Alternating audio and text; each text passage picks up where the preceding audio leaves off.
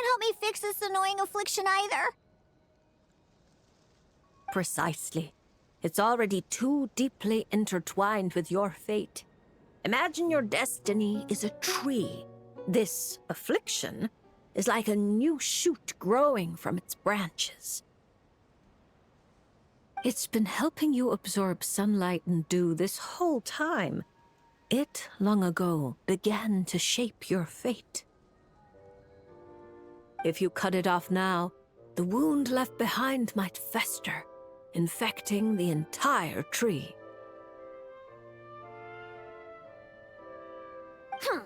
You make it sound like it's a good thing. It's clearly getting in my way, keeping me from mixing the drinks I need. It's more like one of those vines that wrap around the trunks of giant trees, restricting their growth and slowly strangling them.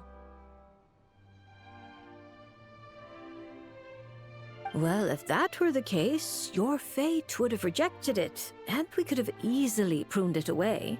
Unfortunately for you, it's not at all what you say it is. All right, enough talk. That should be enough to convince you I'm a legitimate fortune teller, yes? Now, just like I told you, come here and pick a card at random.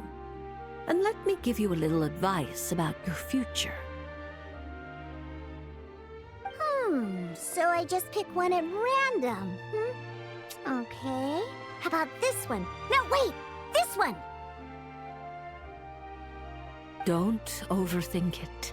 No matter how you choose, you can only ever draw the card that's destined for you. Ooh, this fortune teller's laugh is so creepy! She's just like an old witch from a fairy tale. But since she's so good at it, her advice could prove really helpful. I have to choose my card carefully. Huh? Traveler? Paimon? True to form. Here you are at just the right moment. Well said. Compared to an intangible thing like fate, commissions have a far more intuitive effect on shaping our words and deeds. Now, seeing as you're here, perhaps you could have a word with this little one. She doesn't seem very trusting of an old witch like me. Well, it's not so easy to trust a weird-looking fortune teller who's set up stall in the middle of nowhere. Oh, the traveler seems to know this fortune teller pretty well. Great. I can finally have someone I trust. Traveler? Paimon? Come over here for a sec. I need to talk to you in private.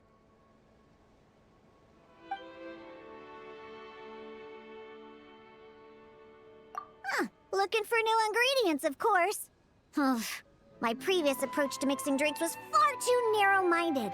I kept limiting myself to actual food. Paimon wouldn't exactly call the things you put in your drinks food, Diona. Well, it's all technically edible, as long as you grit your teeth and close your eyes. It's stuff you can force yourself to swallow. Exactly! I've already found a bunch of rusted screws, scrapped cables, coagulated chunks of grease, dust bunnies, toe jam. And it's all thanks to that guy from the Fontaine Research Institute, who makes Fanta. He's been a real help. Well, I heard that really tasty fizzy drink stuff comes from the Fontaine Research Institute, so I headed over to take a look. When I got there, Mr. Henri let me try a few bottles of the new Fanta flavors. Completely on the house. Mr. Henri doesn't smell of alcohol at all. Nope. He just smells like Fanta. Sweet and tangy. One stiff and you can tell he's a reliable sort of grown-up. And he was the one who suggested I come to this stall. He said my affliction is probably beyond the Research Institute's ability to analyze. But he heard that this weird fortune teller who showed up recently near the court of Fontaine, apparently, everyone who's been here says she's crazy accurate.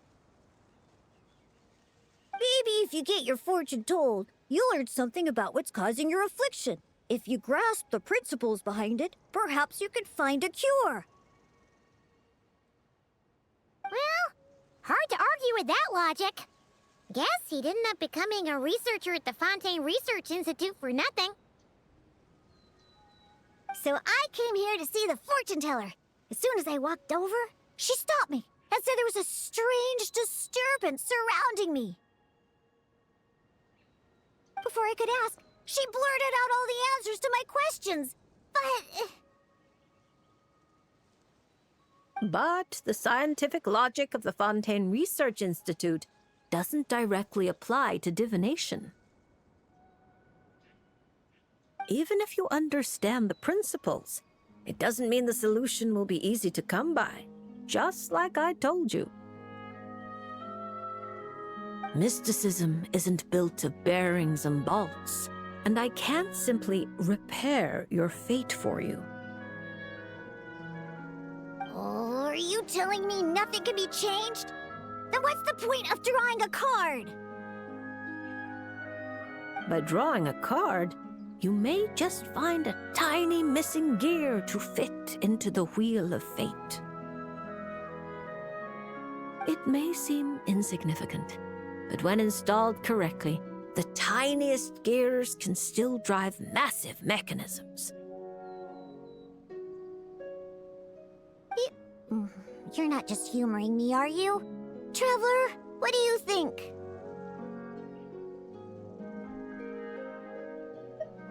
All right, if you say so. Then I'll take one.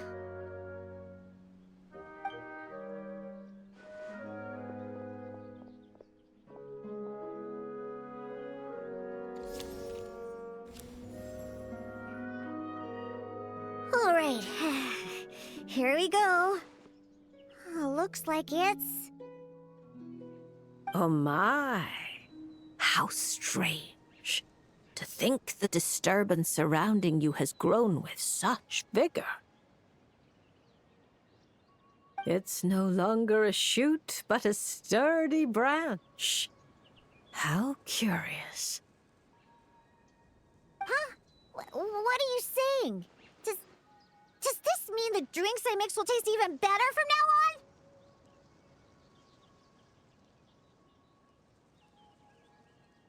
If we judge solely by your affliction, that would indeed be the case. Furthermore, the card you drew is the reversed High Priestess.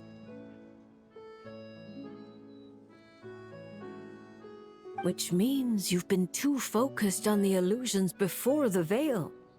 Which is precisely why you've been unable to pass through it for so long.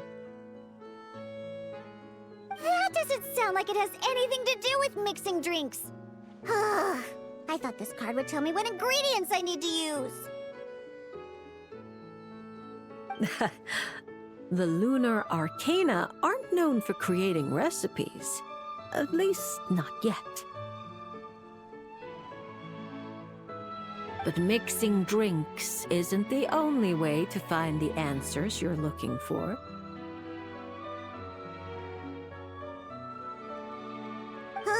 The answer is to teach those old booze hounds a lesson, so they never get drunk and cause trouble again.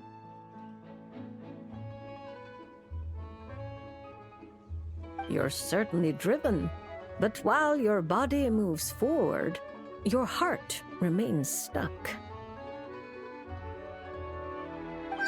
That's not true. I hate those weird old drunkards from the bottom of my heart, especially... I see. Then, have you talked to the one who fills your heart the most? What? How did you know I was thinking about one person in particular? I didn't even... Through divination, of course. Perhaps you should cast aside your impatience and confused emotions and tell him how you truly feel. You might find it more effective than trying to mix the most disgusting drinks in the world. There's no way he'll listen. Once he started drinking, he doesn't listen to anyone.